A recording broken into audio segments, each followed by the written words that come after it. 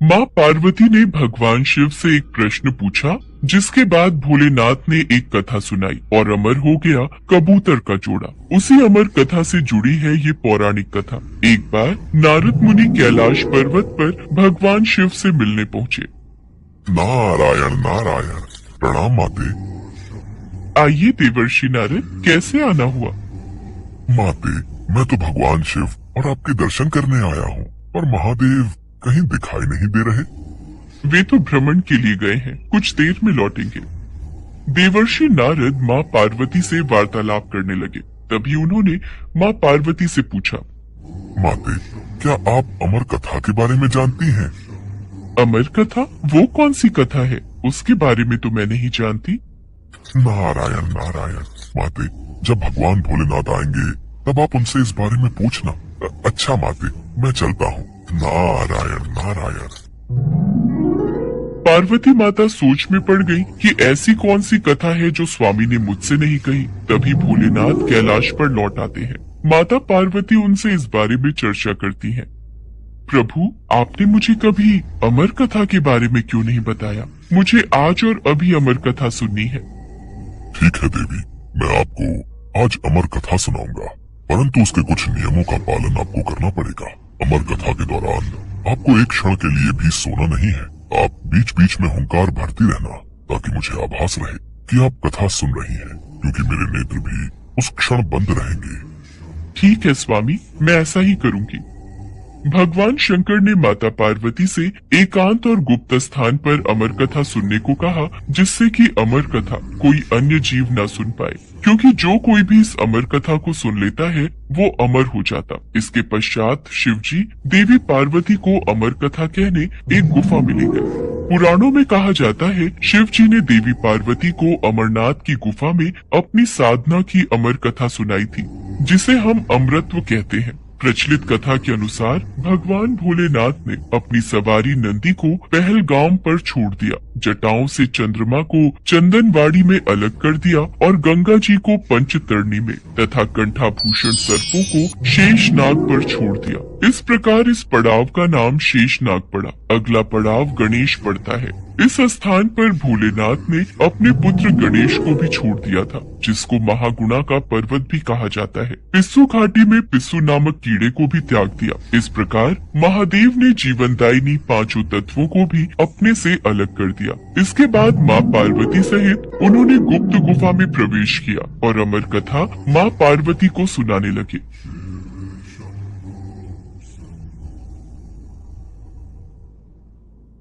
पर कथा सुनते सुनते देवी पार्वती को नींद आ गई और वो सो गई, जिसका शिवजी को पता नहीं चला। भगवान शिव अमर होने की कथा सुनाते रहे। उस समय दो सफेद कबूतर शिवजी से कथा सुन रहे थे और बीच बीच में गूं गूं की आवाज निकाल रहे थे। शिव जी को लगा कि माता पार्वती कथा सुन रही हैं और बीच बीच में हुंकार भर रही हैं। इस तरह दोनों कबूतरों ने अमर होने की पूरी कथा सुन ली थी। कथा समाप्त होने पर शिव जी का ध्यान देवी पार्वती की ओर गया, जो सो रही थी। अरे, देवी पार्वती तो गहरी निद्रा में है, तो फिर ये हुंकार कौन भर रहा था? अचानक महादेव की दृष्टि अमर कथा को सुनते उन कबूतरों पर पड़ी, तो वे क्रोधित हो गए और उन्हें मारने के लिए आगे बढ़े। मेरे क्रोध से तुम दोनों को कोई नहीं बचा सकता। तुम्हें इसका दंड अवश्य मिलेगा। हे प्रभु, हमें क्षमा कीजिए। हमने अनजाने में ही भूल की और हमने आपसे अमर होने की कथा सुनी है। यदि आप हमें मार देंगे तो अमर होने की ये कथा झूठी हो जाएगी। इस पर भगवान शिव का क्रोध शांत हो गया। प्रभु, इन दोनों का इसमें कोई दोष नहीं। मैं गहरी निद्रा में सो गई थी। मैंने आपके आदेश का पालन नहीं किया, इसलिए इन दोनों को क्षमा कर दीजिए। भगवान शिव जानते थे कि अनजाने ही सही पर कबूतरों ने अमर कथा को सुन लिया था, इसलिए वे दोनों अमर हो चुके हैं। इस पर महादेव ने कबूतरों को जीवित छोड़ दिया। भगवान शिव के आशीर्वाद से वो कबूतर का जोड़ा अजर अमर हो गया। कहते हैं आज भी इन दोनों कबूतरों का दर्शन भक्तों को इस गुफा में प्राप्त होता है और तब से ये गुफा अमर कथा की साक्षी हो गई व इसका नाम अमरनाथ गुफा के नाम से प्रसिद्ध हो गया।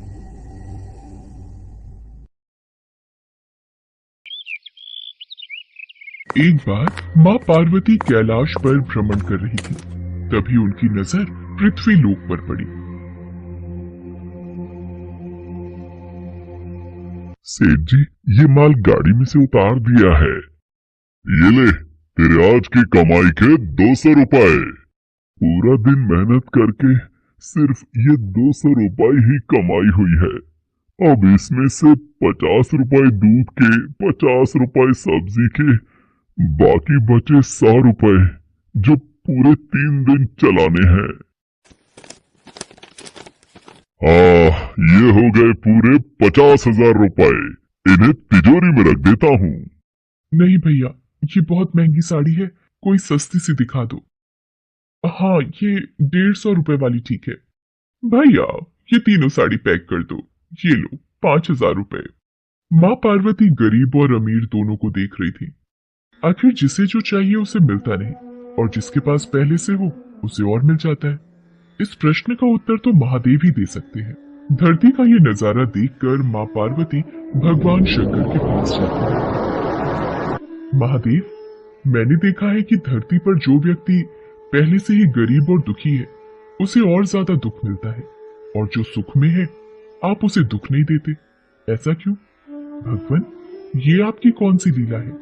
देवी पार्वती, इस बात का उत्तर जानने के लिए आपको हमारे साथ धरती पर चलकर वहाँ के प्राणियों का हाल चाल जानना होगा। वहीं इस प्रश्न का उत्तर आपको प्राप्त होगा। भगवान शिव के कहे अनुसार कुछ समय बाद माँ पार्वती उनके साथ मृत्युलोक में प्राणियों का हालचाल जानने के लिए चल पड़ी। तभी रास्ते में उन्हें एक गरीब पति पत्नी जाते दिखाई दिए। और मिला, कुछ समझ नहीं आ रहा, हमारी गरीबी के दिन कब दूर होंगे। वो चंदन ने फिर एक नई जमीन खरीद ली। सबका भाग्य एक सा नहीं होता है जी। उसके भाग्य में अमीर बनना लिखा है, हमारे में नहीं। भगवान की इच्छा होगी तो हम भी अमीर बन जाएंगे। पता नहीं कौन से पिछले जन्मों के कर्मों की सजा भुगतनी पड़ रही है। न जाने कौन से बुरे पाप किए थे। हे महादेव, आप इन दोनों पति पत्नी को कुछ ही पलों में अमीर बना सकते हैं। मेरे कहने पर आप इन्हें अमीर बना दीजिए। ये बेचारे कितने दुखी हैं। देवी पार्वती, इन दोनों के भाग्य में अभी अमीर बनना नहीं लिखा है। महादेव, जब हम इन्हें धन दे देंगे तो इनकी गरीबी दूर हो जाएगी, फिर ये भी अमीर और सुखी हो जाएंगे। कृपया करके आप इनकी मदद कीजिए प्रभु। देवी पार्वती, मैं तुम्हारी इच्छा अनुसार इन्हें धन प्रदान कर देता हूँ, पर उसका मिलना या ना मिलना कर्मों पर निर्भर करता है। पार्वती जी के कहने पर भगवान शिव ने सोने की अशर्फियों से भरी एक पोटली उस रास्ते में डाल दी। पोटली से कुछ दूरी पर उर्मिला की नजर गुजरते हुए एक अंधे व्यक्ति पर पड़ी। सुनो जी, हम तो गरीब हैं इसलिए दुखी हैं, पर ये सामने व्यक्ति तो नेत्रहीन है। एक बात समझ नहीं आई, ये नेत्रहीन लोग कैसे जीवन व्यतीत करते होंगे? हाँ, बड़ी मुश्किल होती होगी उर्मिला इन बेचारे नेत्रहीन लोगों को। चलो, आज हम भी अंधों की तरह चलकर देखते हैं, देखें ये कैसे जीवन जीते हैं। उर्मिला और सूरज आंखें बंद कर एक दूसरे का हाथ थामे चलने लगे। सोने की अशर्फियों की पोटली रास्ते में ही पड़ी रह गई और वे दोनों करीब से गुजर गए। भगवान शिव बोले, देखा देवी पार्वती, इनके भाग्य में अभी गरीबी ही लिखी है। हम कुछ दिन धरती पर ही रहेंगे। यहाँ मनुष्य रूप में रहकर मैं तुम्हारे मन की सभी शंकाओं को दूर करना चाहता हूँ। भगवान शिव और देवी पार्वती ने मनुष्य का रूप धारण किया और पति पत्नी के रूप में एक गांव के पास डेरा जमाया। शाम के समय देवी पार्वती भगवान शिव से बोली, स्वामी, मैं रसोई की तैयारी शुरू करती हूँ। यहाँ पृथ्वीलोक में यदि हम रहने आ ही चुके हैं तो हमें भोजन की भी व्यवस्था करनी होगी।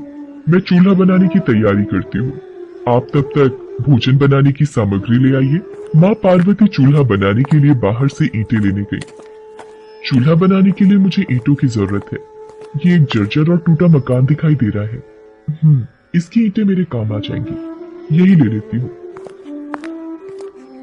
चूल्हा तो तैयार कर लिया, महादेव आते ही होंगे। अरे, आप आ गए। ये देखिए, मैंने चूल्हा तैयार कर लिया। पर आप खाली हाथ क्यों लौट आए स्वामी? भोजन कैसे बनेगा?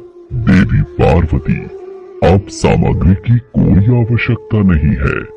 क्योंकि जिस प्रश्न का उत्तर ढूंढने के लिए आप आई थी वो आपको स्वयं मिल गया।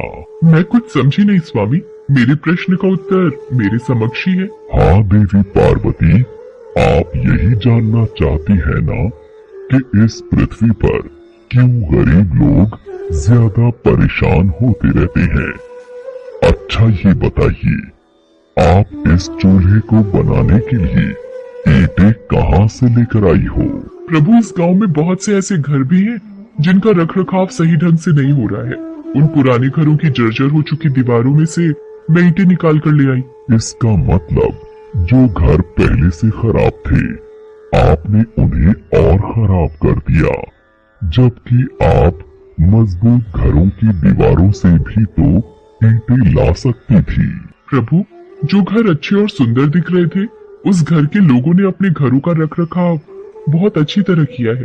ऐसे में उन सुंदर घरों को बिगाड़ना मुझे उचित नहीं लगा। देवी पार्वती, कुछ दिन पहले पूछे आपके प्रश्न का उत्तर भी यही है। जिन लोगों ने अपने जीवन को अच्छे कर्मों से सुंदर बना रखा है उन्हें दुख कैसे हो सकता है? इस संसार में हर मनुष्य अपने कर्मों का ही फल पाता है। सबके पास सब कुछ नहीं होता। मनुष्य के पिछले जन्मों का कर्म उसे इस जन्म में भुगतना ही पड़ता है, और यदि वो अपने इस जन्म और आने वाले अन्य जन्मों को सुखी बनाना चाहता है तो हमें सदैव ही पुण्य कार्य करते रहना चाहिए ताकि हमारे कर्म उसमें जुड़ते रहें। आपको ज्ञात है वो मार्ग में उस दिन एक नेत्रहीन व्यक्ति।